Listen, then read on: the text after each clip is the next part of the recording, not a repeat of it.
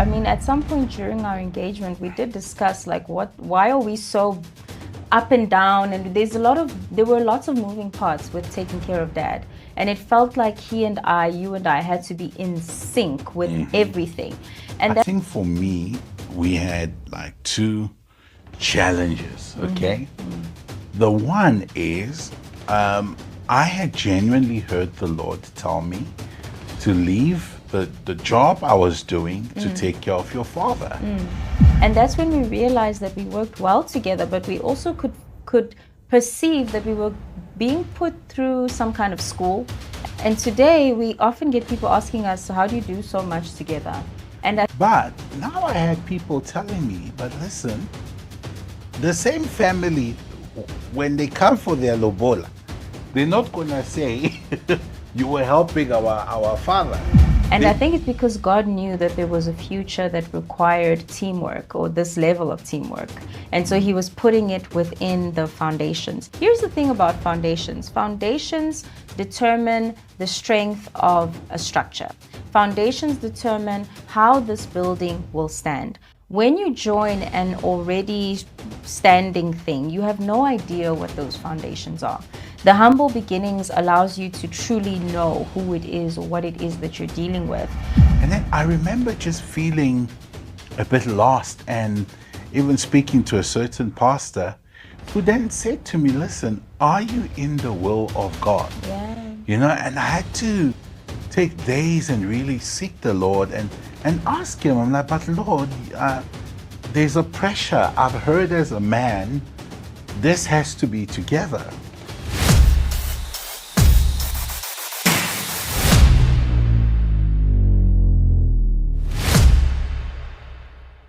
We are so blessed to be here, and man, so grateful that you have joined us. We just wrapped up the topic on couple goals, but we just thought, you know what, there's a few more things we can touch on. So we're going to keep it going for a bit, and I am not alone in studio. Hephzibah Vambili is here with me. Hephzi, how are you doing? I'm good. I'm excited for today's topic and show. What is the topic in the show today? Well, it's about small beginnings. You know, Okay. when we think about couples, I think we fantasize about where we want couples to be, whether we're talking about other couples or we're talking about ourselves. There's not a lot of talk about the fact that naturally things start small. And in this day and age where it feels like we're living our lives more for other people than ourselves, like, and when I say that, it's so sad because we're living our lives for our perceived understanding of how others want to see us, as opposed to the true journey. And because of that, it's defying nature. If you think of nature, and we're a part of nature, everything big, everything majestic starts somewhere. A seed sprouts up and becomes an entire forest. We see it with animals and all of life, really. A small stream becoming a river, becoming an ocean. And for some reason, with couples, we want to skip the very important fundamental parts of growth that make you, it's like a child, right? If you adopt a child when they're 15, you will have a much harder time connecting with that child than if you got them at birth, because the small beginnings have a natural bonding that goes with it.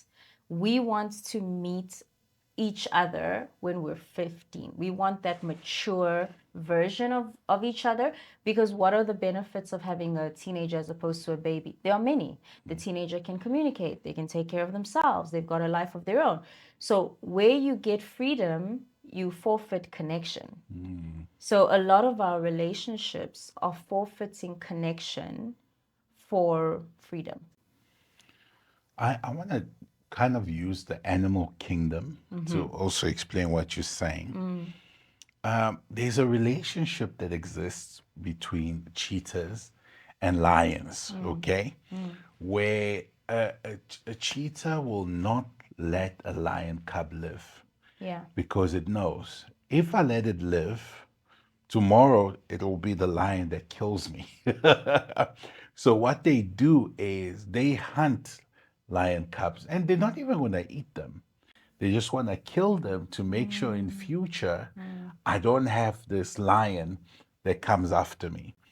I think the devil treats relationship, and I'm talking about young relationships, the same way, where it's like he's seeing the potential and it knows, like, okay, if these two are Get it given the right. time to get it right, to Yeah. grow, to actually have that connection from the small place and become the couple they're destined to be, there is going to be a generational change. And what do I mean by that? You know, we're looking back, we're coming from relationships where parents never even said, I love you.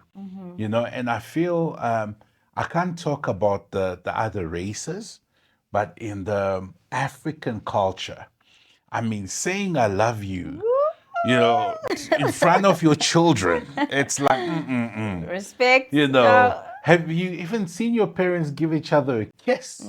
You know, maybe if you Congolese and they do the three kisses on the side, but that's the romance. We had like zero affection between parents in front of children. You know, so now we become these married couples that haven't had examples in front of them. A lot of you know what to do when you are dating because your aunties and uncles took you with them on their dates. Yeah. You know, when that uncle, they were supposed to be babysitting you and then they went around the corner somewhere. So you know how to go around the corner. You know how to mess around. But if you could become the picture, if the small beginnings that you have could blossom into a picture of what a relationship can look like in the godly sense of it, the generation will shift. People will now have an example to point to and say, oh, okay, this is how a husband speaks to a wife. This is how a wife behaves in a home. And the enemy looks at that and says, no, kill them off while they're still young. And one of the easiest ways, Instagram. How so? Because how you guys look how that couple is going on holiday and you guys are at home. Look where they live. What do you have? Look how they started. You know, and when I'm saying look how they started, I'll never forget one of the things I didn't understand because I think in retrospect, I think I was raised very secure in myself. I've had actually a time with my sister today, not today, during this period where we've just been talking about our upbringing, you know. So when my wife and I got married, my mom had moved to Limpopo and left us in her house. You know, so we took over a house and you know that's how we started. But there were people who felt they had a lot to say about that.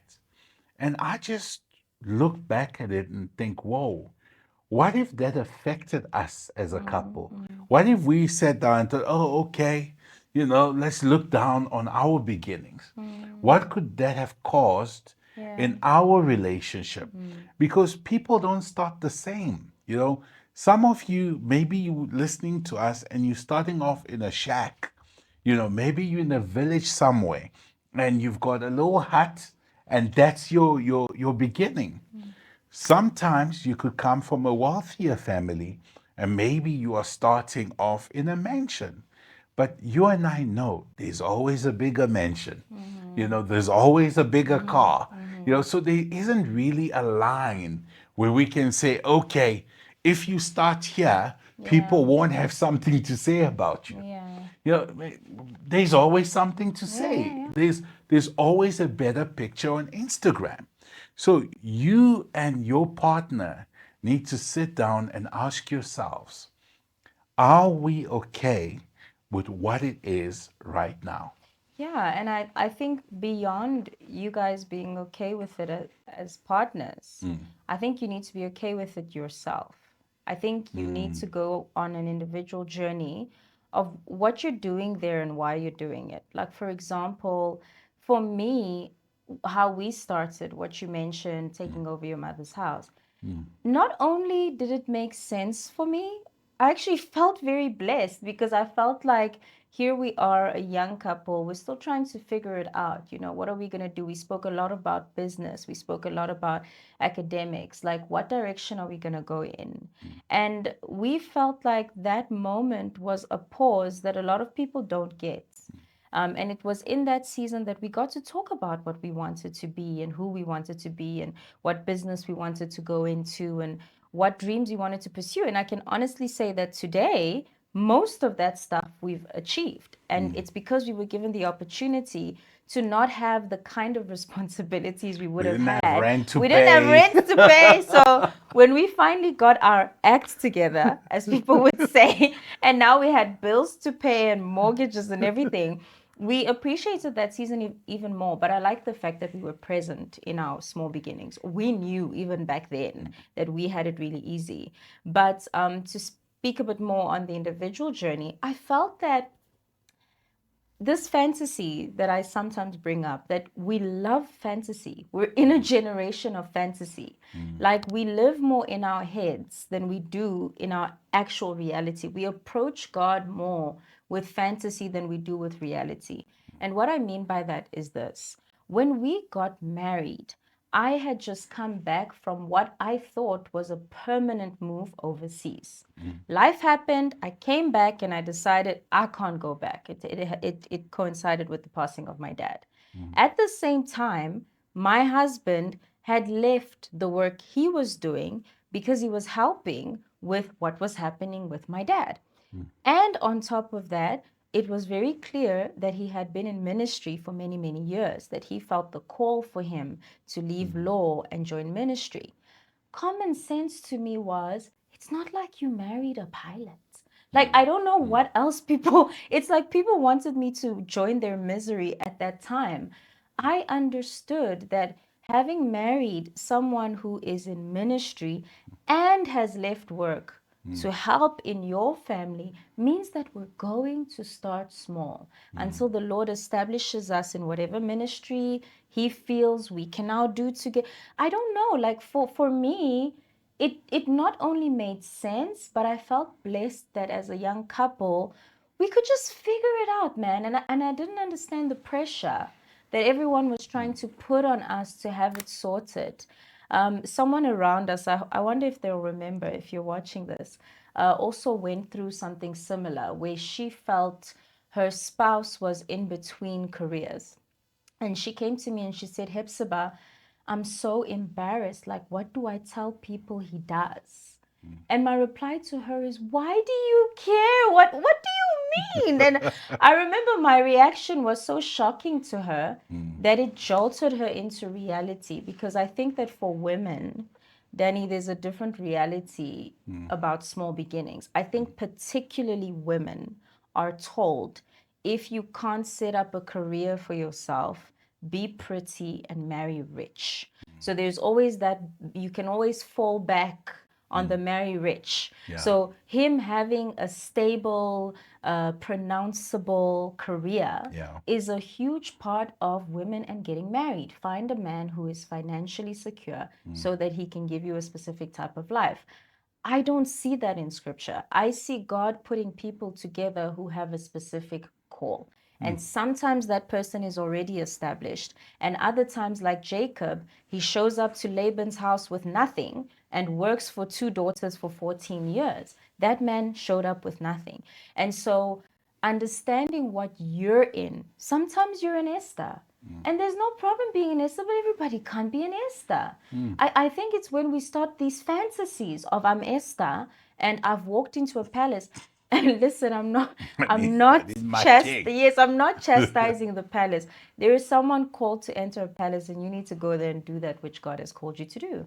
But some of us are meeting on the mission field. Yeah. Some of us are meeting really young. Some of us, God wants to build something from scratch. Yeah. I think having a relationship with God as an individual will help you understand who you're married to, why you're there, and what you're called to. I was not told by my father when I prayed for a husband, I was not told he would come with riches, but I was told that we would build riches. Absolutely. I literally had prophetic words. There was a specific pastor from Uganda who came to us when we were engaged, or me, and he said, do not stress yourself so much about money because God wants to walk through a journey with you guys, but it's going to start dry. He said it's going to start dry, but stay the course because the Lord has a plan for you. So, but even that, I didn't feel like what makes a life partner chosen by God is wealth. But that's a whole other show. Yeah. Maybe since you've spoken from the female perspective, I'll bring the male perspective into it. I think for me, we had like two challenges, okay? The one is I had genuinely heard the Lord tell me to leave the job I was doing to take care of your father. But now I had people telling me, but listen, the same family, when they come for their lobola, they're not going to say, you were helping our father. They're going to come and want you to have things together. And then I remember just feeling a bit lost and even speaking to a certain pastor who then said to me, listen, are you in the will of God? Yeah. And I had to take days and really seek the Lord and ask him. I'm like, but Lord, there's a pressure. I've heard as a man, this has to be together. And man, the scripture the Lord actually gave me was very interesting. He told me to go read up on Abraham and his son and how Abraham's son got his wife. And what we saw was Abraham sending a servant with the financial means to say, go find a wife for my son. So I was like, okay, Lord, what you saying? He told me, listen, I got you covered. And when the time came, I mean, man, if I can tell you the testimonies Yo, God behind the took care of provision it. of Yeah. our wedding, I Yeah. mean, we were jobless and had a wedding for 400 people. And it's not like we wanted to. No. But man, things just kept happening. The venue was given, the dresses, the wedding dresses kept coming. I had 14 different suits to choose from for a wedding. The provision, the Lord showed me that being aligned with Him in that season, He came through. Now, the second thing was I was marrying a wife who still needed to continue studying. And a lot of people also found that weird. Like, hey, how you going to let her study when she is married? And I just thought, but in my worldview, I want my wife empowered. I don't have issues with in fact, personally, I'm not attracted to women whose minds are not working. I needed someone who I know, like over here, mentally, because We can vibe, we yeah. can vibe. I ran a casting agency at some point. Pretty doesn't phase me. But boy, to have conversations with my wife that are rational and that and to see her achieve her goals. There's no way as a husband I would stand in the way of that. And I heard a lot of guys try to say, yeah, but when women become empowered, this and this and that. I just thought, okay, I don't know. I'm not saying people haven't had bad experiences. I'm just saying people only tell you one side of the story that's favorable to them. But I believe when the Lord calls a couple together, you both have to understand your reality and support it. So we were married, first year marriage. My wife, I think at that time you were still doing your I Your was doing, degree. when we were engaged, I was finishing my degree, and then I graduated from the first degree Yes. 3 months in, or Yes. something like that. We had the graduation ceremony. And then we We just continued with your continued with honors. the And next, then, and then so continued my with wife has studied in her marriage, and I think it's so important to mention that, because I hear a lot of women say, "Oh, I need to study first," and my thoughts are always, why? You know, you can find a man, and I'm giving you an example of a man who wanted his wife to study, and she'll tell you, "I'm her biggest supporter." I'm like, "Go PhD, go finish your PhD. It's your thing. You love it." Vice versa. I also want to speak to men that, don't allow the mindsets or a certain generation of men who felt that if a woman became empowered, this will lead to some kind of disrespect. I'm not saying that doesn't happen.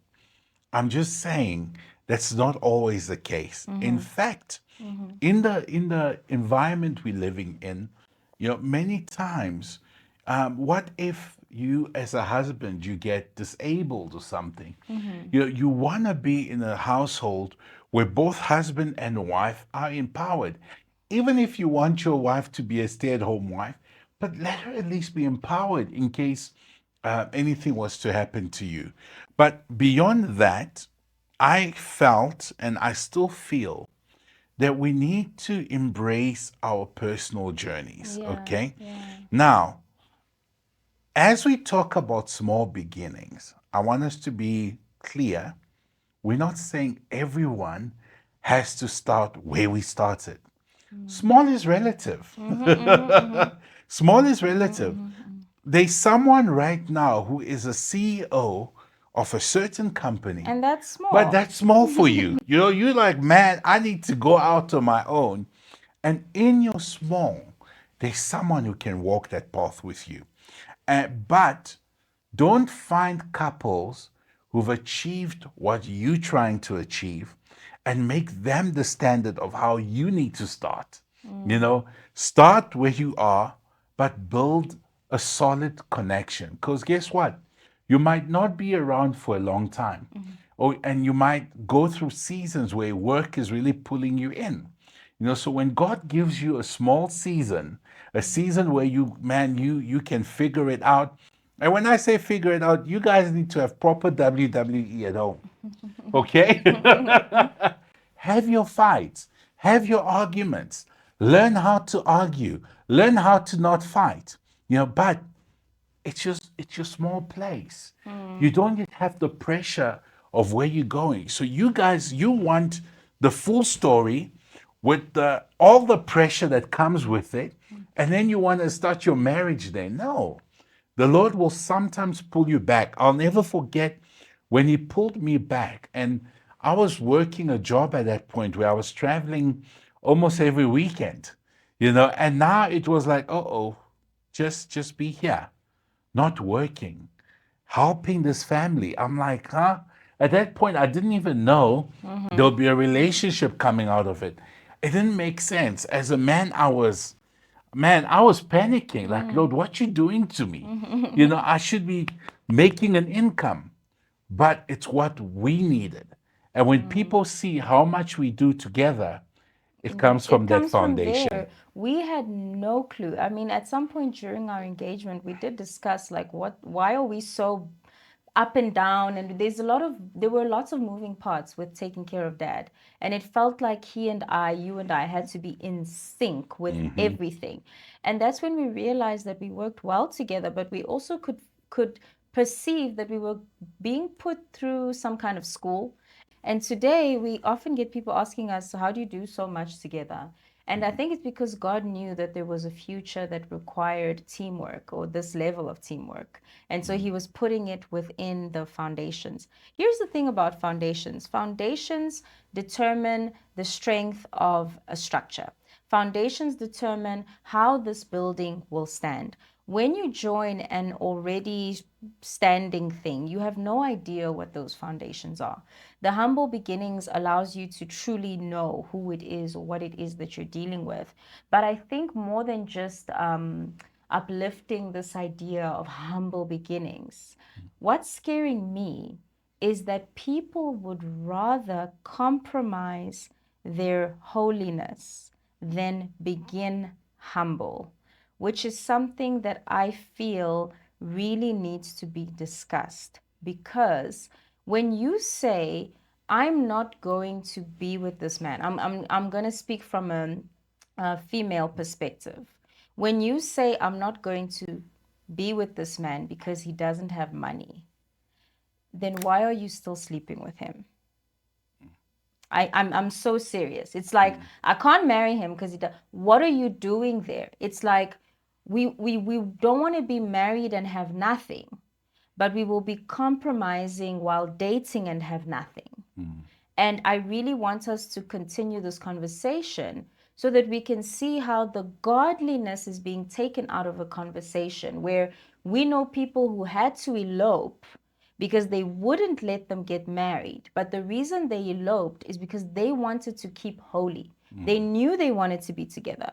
So they got married first to establish that. And then they were able to build later on in life. So join us in our second part of Small Beginnings.